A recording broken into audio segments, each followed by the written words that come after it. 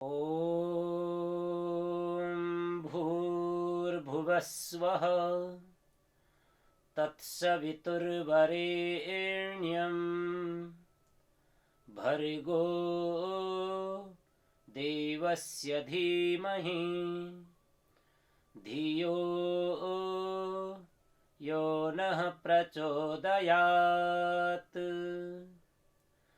ॐ त्र्यम्बकं यजामहे सुगन्धिं पुष्टिवर्धनम् उर्वारुकमिव बन्धनान् मृत्योर्मुक्षीयमामृतात्। ॐ सहनाववतु सहनौ भुनक्तु सह वीर्यं करवावहै तेजस्विनावधीतमस्तु मा विद्विषावहै।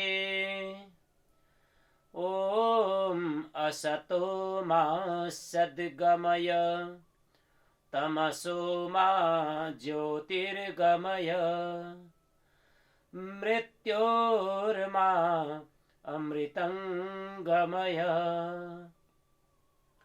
ॐ शान्तिः शान्तिः शान्तिः। समादरणीय श्रोतृवृन्द, सामुदायिक रेडियो टीकापुर एफएम 101 मेगाहर्जबाट प्रातःकालीन पुनित बेलामा प्रसारण भइरहेको यस अध्यात्म जागरण कार्यक्रममा यहाँहरूलाई हार्दिक स्वागत एवं म प्रस्तोता टीकाराम आर्यको हार्दिक वैदिक अभिवादन नमस्ते। श्रोतृवृन्द, हरेक दिन यही समयमा प्रसारण हुने यस अध्यात्म जागरण कार्यक्रम अन्तर्गत प्रत्येक मंगलबार नेपाल आर्य समाज टीकापुरद्वारा वेद उपनिषद आदि वैदिक आर्ष ग्रन्थहरूमा वर्णित अध्यात्म विज्ञानको रहस्यमाथि चिन्तन हुँदै आएको छ, जसमा आज ऋग्वेद मण्डल 4 सूक्त 56 को मन्त्र 3 लिएर उपस्थित भएको छु, जसमा यो सम्पूर्ण सृष्टिको रचना गर्ने जुन शक्ति छ, जुन तत्व छ, त्यसको बारेमा यो मन्त्रमा चाहिँ विस्तृत रूपले चाहिँ वर्णन गरिएको छ कि संसारको उत्पादक नै सुकर्मा भनेर चाहिँ भनिएको छ। जो सुकर्मा छ उसैले संसारको उत्पत्ति गर्न सक्छ, संसारको पालन गर्न सक्छ, संसारको प्रलय पनि गर्न सक्छ। जो सुकर्मा छैन उसले गर्न सक्दैन। अर्थात् मध्यको कुम्भबाट अमृतको उत्पत्ति हुन असम्भव छ। मध्यको कुम्भबाट विष नै उत्पन्न हुन्छ, जसले शरीरलाई कर्मशः एउटा शिथिल र शक्तिहीन बनाइदिन्छ। र जब जुन घडामा अमृत हुन्छ, जुन घडाको अमृतको पान गरिन्छ र त्यो अमृतले उसलाई सबल बनाइदिन्छ, सक्षम बनाइदिन्छ। त्यसैले जबसम्म हाम्रो शरीरमा आत्मिक रूपमा, मानसिक रूपमा र शारीरिक रूपमा जबसम्म सबल हामी बन्दैनौं, तबसम्म ईश्वरका अनुकम्पाको पात्र पनि बन्न सक्दैनौं। त्यसैले ईश्वरका अनुकम्पाको पात्र बन्नका लागि पनि हामीले परमपिता परमेश्वरसँग चाहिँ प्रार्थना गर्छौं, बलमसि बलम मयि धेहि। हे ईश्वर, तपाई बलवान हुनुहुन्छ, तपाईका अगाडि कसैको केही लाग्दैन, त्यसैले हामीलाई पनि बलवान बनाउनुहोस् भनेर हामी ईश्वरसँग प्रार्थना गर्छौं। त प्रार्थना गर्नुको अर्थ ईश्वरलाई खुसी पार्नका लागि चाहिँ होइन। यदि हाम्रो विचार, हाम्रो मस्तिष्कमा यस्ता प्रकारका कुराहरू चाहिँ उब्जिन्छन् भने त्यो निरर्थक हुन्छ। ईश्वर आफैमा सुख स्वरूप छ, आफैमा आनन्द स्वरूप छ। उसलाई कुनै चीजको पनि आवश्यकता हुँदैन, किनकि उसले सम्पूर्ण जगतलाई चाहिँ दिएको हुन्छ। त्यसैले वेदका मन्त्रले जुन उपदेश गरेको छ त्यो उपदेश मनुष्य मात्रको कल्याण कसरी हुन सक्दछ र उसले जसले सृष्टि बनाएको छ त्यसलाई जान्न कसरी सक्छ र त्यो जान्नका लागि सत्य विद्याको आवश्यकता पर्छ। हामी जबसम्म मिथ्या विद्याका पछाडि लागिरहन्छौँ तबसम्म त्यो ईश्वर, त्यो परमेश्वर, त्यो परमात्मा अनेक नामले जसलाई हामी पुकार्दछौँ त्यसको बारेमा अलिकति पनि जानकारी सम्भव छैन। यद्यपि हामी मनुष्य हौँ, मनुष्य भएका कारण हामी अल्पज्ञ छौँ, अल्पज्ञ भएका कारण हामी सबै कुराहरू चाहिँ थाहा पाउन सक्दैनौँ। तर त्यति हुँदा हुँदै पनि जुन ज्ञानरूपी सागर संसारमा फैलिएको छ, जुन ज्ञानरूपी सागर संसारमा परमपिता परमेश्वरले प्रवाहित गरिदिनु भएको छ, त्यो ज्ञानरूपी सागरबाट एक थोपा मात्रै त्यो सागरबाट ज्ञानरूपी अमृतको पान गर्न सक्यौं र त्यो एक थोपालाई जन जनसम्म पुर्याउने प्रयास गर्न सक्यौं भने त्यो भन्दा महत्त्वपूर्ण अरू केही हुन सक्दैन। त्यसैले मन्त्रमा भनिएको छ, स इत स्वपा भुवने श्वासय इमे द्यावा पृथिवी जजान ऊर्वे गभीरे रजसी सुमेके अवंशे धीरः शच्या समैरत। त यहाँ भुवनेषु लोकहरूमा बहुवचन छ। लोकहरू भन्नाले कति लोक, कहाँ छन् ती लोकहरू? त सामान्य तरिकाले हामीले कसरी बुझ्नु पर्दछ भने पहिलो कुरा त लोकहरूको अर्थ जस्तो यो मर्त्य लोक, मनुष्य लोक, गोलोक, जीवलोक, अनेक जति जति योनिहरू छन् यो संसारमा।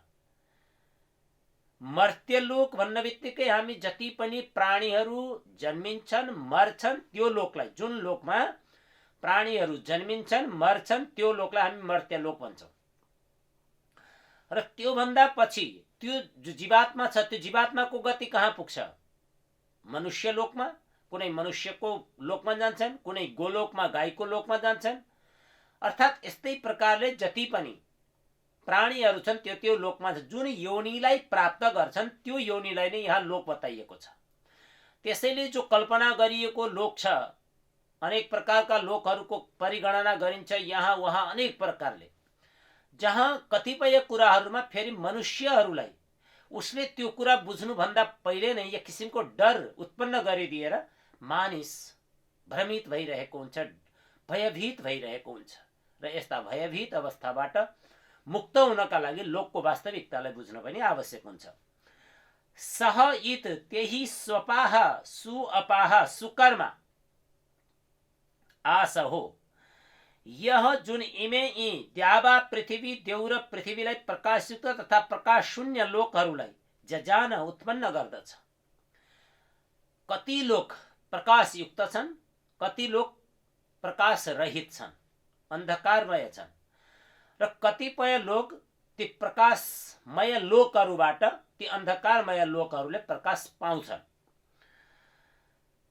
उर्वी विशाल गभीरे गहिरो सुमेके सुन्दर अवंशे वंश रहित आधार स्तम्भबाट रहित रजसी दुवै लोकहरूलाई धीर, त्यो धीर महाज्ञानी शक्तिशाली सच्चा आफ्ना सामर्थ्यले सम ऐरत समताद्वारा चल्दछ। त भगवानलाई यस मन्त्रमा सुकर्मा भनिएको छ।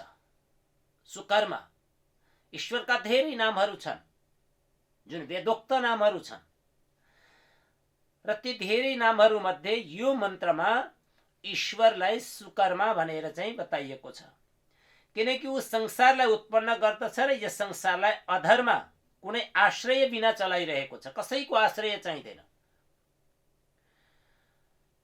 तपाई हामी जति पनि मनुष्यहरू छ हामी कसैको आश्रय पनि यो संसार बनाउनका लागि ईश्वरलाई आवश्यकता छैन। त्यसैले ईश्वरले सबभन्दा पहिला सम्पूर्ण सृष्टिहरू बनाउँछ। पृथ्वी अथवा भूगोल खगोल आदि जति पनि पिण्डहरू छन्, पिण्डको उत्पत्ति, पिण्डपछि आवश्यकता पर्ने जलको उत्पत्ति, जलपछि वनस्पतिको उत्पत्ति, वनस्पतिपछि अन्य सजीव जीवहरूको उत्पत्ति, अन्नको उत्पत्ति आदि सबै उत्पन्न गरिसकेपछि परमात्माले फेरि संसारको सर्वश्रेष्ठ प्राणी मनुष्यलाई उत्पन्न गर्नुहुन्छ। यो सृष्टिको प्रक्रिया र सृष्टिको आदिमा यही प्रक्रिया चल्छ। आज यो संसारमा मनुष्यको उत्पत्ति भएको करिब 2 अरब वर्ष पुगिसकेको छ र यति प्राचीन यो मानवीय सभ्यता, यो मानवीय परम्परा कति अमूल्य छ। र यति हुँदाहुँदै पनि हामी जो मनुष्यहरू छौँ, हामी अल्पज्ञ छौँ, अल्प सामर्थ्यवान छौँ। हामीसँग सबै ज्ञान पनि छैन, सबै सामर्थ्य पनि छैन, शक्ति पनि छैन। हामी थोरै गर्न सक्दछौँ। शरीर पीडादायक हुन्छ कतिपय अवस्थामा, अलिकति चोट लाग्यो हामी पीडित भइरहेका छौँ, दुखिरहेको छ हामीलाई, त्यो अवस्था हुन्छ। त्यसैले हामी शक्तिशाली छैनौँ, अल्प सामर्थ्यवान छौँ, थोरै सामर्थ्य छ हामीसँग। आफ्नो काम आफै गर्न पनि हामीलाई असम्भव हुन्छ र अर्काको सहारा लिनुपर्छ। तर ईश्वरलाई कसैको पनि सहारा चाहिँदैन, ऊ स्वयं समर्थ छ। त्यसै कुनै पनि आश्रय बिना नै चलाइरहेको छ। भगवानले सृष्टिको उत्पत्ति किन गर्यो, का लागि गर्यो, उसको के प्रयोजन छ यसमा? वेदमा एक स्थानमा भनिएको छ कि भगवानले यो जहान यानी जीवलाई भोग तथा मोक्ष दिनका लागि बनाए। अर्थात् यस सृष्टिलाई बनाउनमा प्रभुको आफ्नो कुनै प्रयोजन छैन, केवल जीवहरूको उद्धारका लागि नै भगवानले यो संसार बनाउनु भएको छ। भाव यो भयो कि निष्काम कर्म गरेका कारण भगवानलाई सुकर्मा भनिन्छ अथवा सुकर्मा हुनुहुन्छ भगवान।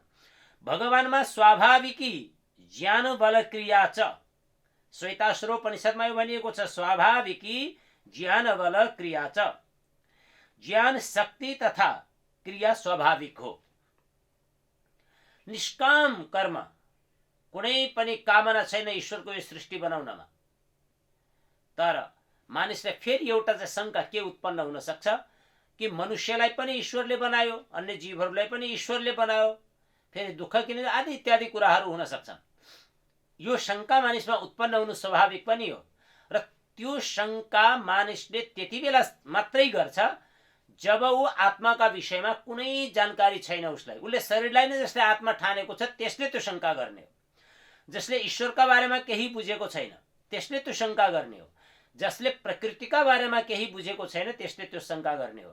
त्यसैले यी सबै शंकाको समाधानका लागि नै जीव, ब्रह्म र प्रकृति, यी तीनवटाको ज्ञान हुन आवश्यक छ मनुष्यहरूलाई। यी तीनटैको जब आवश्यक हुन्छ अनि त्यसपछि उसले बुझ्छ कि यो सृष्टि ईश्वरले मनुष्यका लागि र जीवहरूका लागि किन बनायो। त यी सबै जान्नका लागि त हाम्रो स्वाध्याय पनि बलवती हुनु पर्यो, हाम्रो अध्ययन पनि बलवती हुनु पर्यो। र त्यसका साथसाथै कमसे कम हामीलाई आउँदैन, हामीले बुझ्न सकेनौँ, जान्न सकेनौँ, पढेका मन्त्रहरूबाट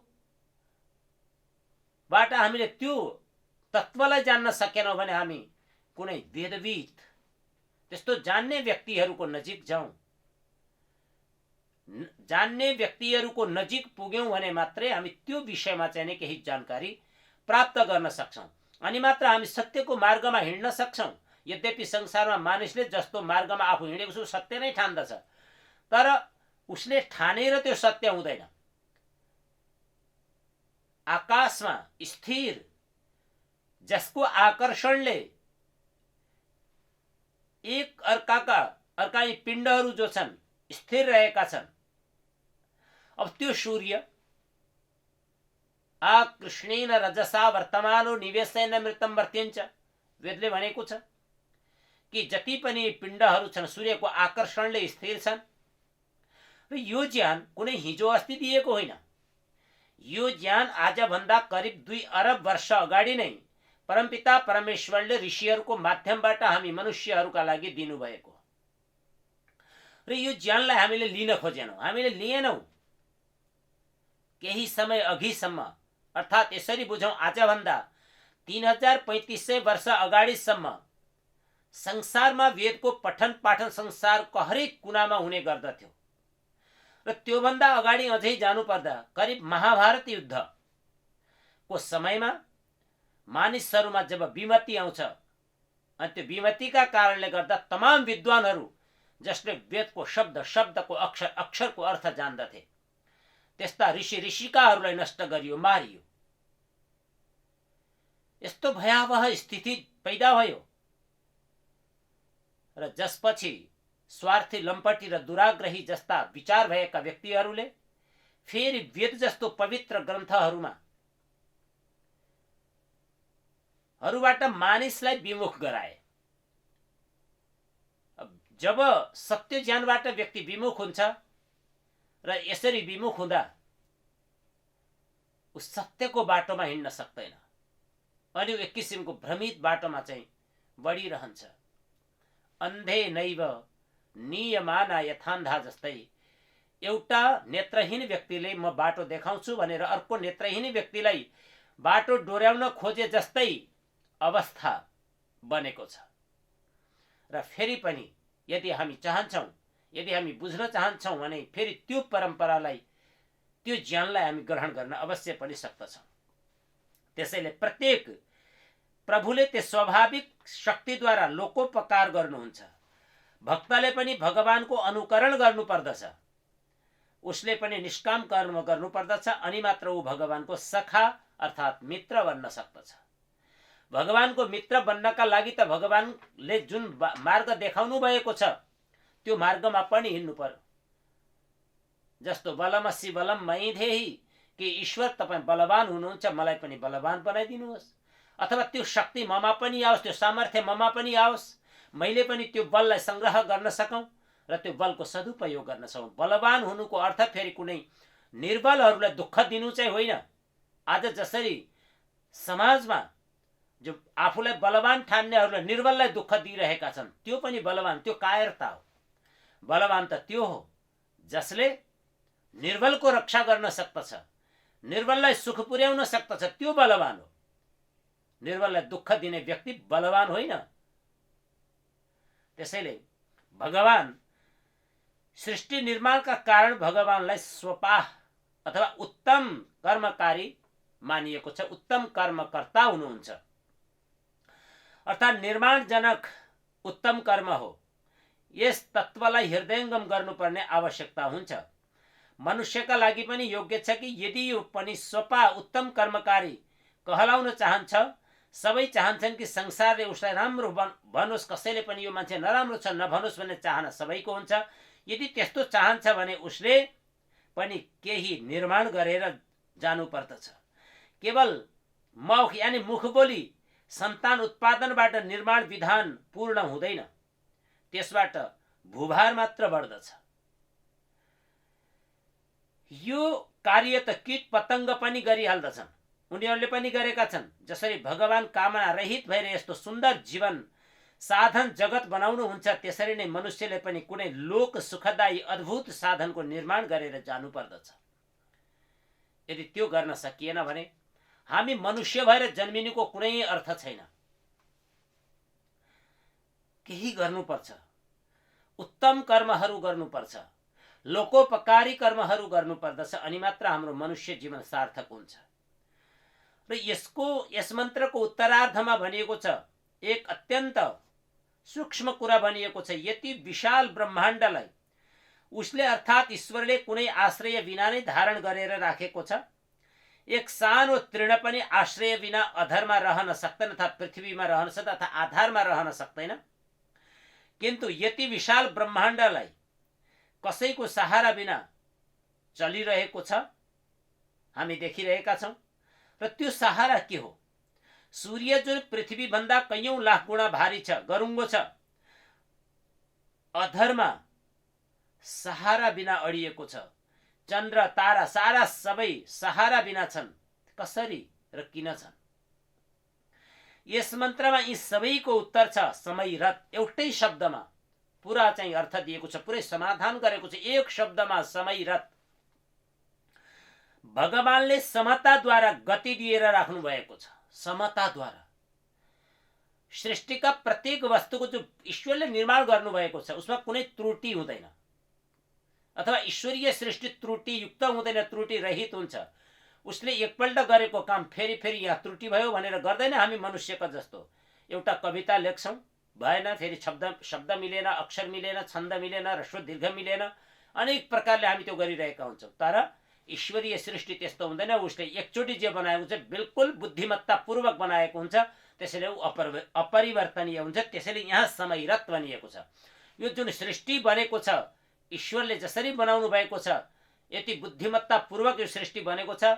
र ईश्वरले बनाउनु भएको अर्थ फेरि यहाँनिर यसरी पनि बुझ्नुपर्छ कि यी कुनै वस्तु नै थिएन, नयाँ वस्तु उत्पन्न गर्नुभयो, यो चाहिँ होइन। वस्तु थिए, जस्तो प्रकृतिको कारण थियो, त्यो प्रकृतिको कारणलाई ईश्वरले कार्य रूपमा ल्याइदिनु भयो। जीवात्मा थियो र ईश्वरले त्यो जीवात्मालाई शरीर प्रदान गरिदिनु भयो। उसका कर्मानुसार उसले विभिन्न शरीरहरूलाई प्राप्त गर्यो। त्यति मात्रै फरक हो। बाँकी जुन आत्मा छन्, जीवात्माहरू छन्, ती पनि अनादिकालदेखि छन् र अनन्तकालसम्म, अथवा यिनको नाश कहिल्यै पनि हुँदैन। प्रकृतिका कारणको नाश पनि कहिल्यै हुँदैन र ईश्वर ईश्वर नै भइहाल्यो। जब यिनको नाश हुँदैन त ईश्वरको नाश कसरी हुन्छ? त्यसैले उदाहरणद्वारा यसलाई अझै सम्झन सक्छौँ। हामीले वायुमा र वायुको झोकामा एक भकुण्डोलाई फाल्यौँ, आकाशतिर फ्याँक्यौँ र हामीले आफ्नो शक्ति अनुसार त्यसमा गति भर्यौँ। जति शक्ति छ त्यति गति भर्यौँ, त्यसमा हामी कति टाढा फाल्न सक्छौँ।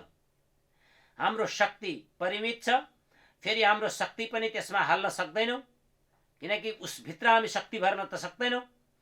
त्यसैले अतः केही टाढा गएर त्यसको गति रोकिन्छ, रोकिनेछ, खसिहाल्छ। गति रोकिन बित्तिकै त्यो भूमिमा आएर खस्नेछ। भगवानले पनि संसारमा गतिको आधान गरेको छ। कसको के गति छ? यदि आकाशीय पिण्डहरू जति पनि छन्, एक अर्काको आकर्षणले जो पिण्डहरू स्थिर छन्, त्यसमा ईश्वरको गति नहुने हो भने ती एउटा पनि स्थिर रहन सक्दैन र सृष्टि नै रहँदैन। त्यसैले ईश्वरको गति त्यहाँ छ, ईश्वरले तिनलाई गति प्रदान गरेको छ। अतः हामीले यी सबै कुराहरूलाई बुझ्नका लागि, त्यो ईश्वर के हो, त्यसले कसरी गति भर्दछ भन्ने कुरा जान्नका लागि त हामी कहाँ पुग्नुपर्छ? सबभन्दा पहिला ईश्वरीय ज्ञान वेदमा पुग्नुपर्छ। र वेद मात्र संसारमा ईश्वरीय ज्ञान हो, बाँकी सांप्रदायिक ज्ञान हुन्। र जबसम्म हामी ईश्वरीय ज्ञानको चाहिँ अनुसरण गर्दैनौँ, त्यसलाई पढ्ने प्रयास गर्दैनौँ, तबसम्म चाहिँ हामी यी सबै कुराहरू बुझ्न पनि सक्दैनौँ। यी सबै बुझ्नका लागि ईश्वरीय ज्ञान वेदको अनुसरण, त्यसको पठन पाठन, त्यसको अध्ययन गर्न पनि आवश्यक छ। अतः हामी जति पनि मनुष्यहरू छौँ र यदि आफ्नो मनुष्य जीवनलाई सफल र सार्थक बनाउन चाहन्छौँ भने ईश्वरका आदेशको पालना गर्न आवश्यकता छ। र ईश्वरको पूजा उसको आज्ञाको पालना गर्नुमा नै छ। केवल हामीले जति पनि अन्य प्रक्रियाहरू गर्छौँ त्यतिमा सीमित छैन, त्यो एउटा प्रक्रिया होला। तर ईश्वरको पूजा, ईश्वरको उपासना, ईश्वरको आराधना उसले जे मनुष्यलाई गर्न भनेको छ र जे गर्न हुँदैन भनेको छ, ती कुराहरूलाई गर्नलाई नै ईश्वरको उपासना भनिएको छ। त श्रोतृवृन्द, यो कार्यक्रम सुनेर बसिरहनुभएका सम्पूर्ण श्रोताहरू कोटिशः साधुवाद दिँदै म प्रस्तुता टीकाराम आर्य पुनः वैदिक अभिवादन नमस्ते का साथ म मेरो वाणीलाई यहीं विराम दिन्छु। ओम शम।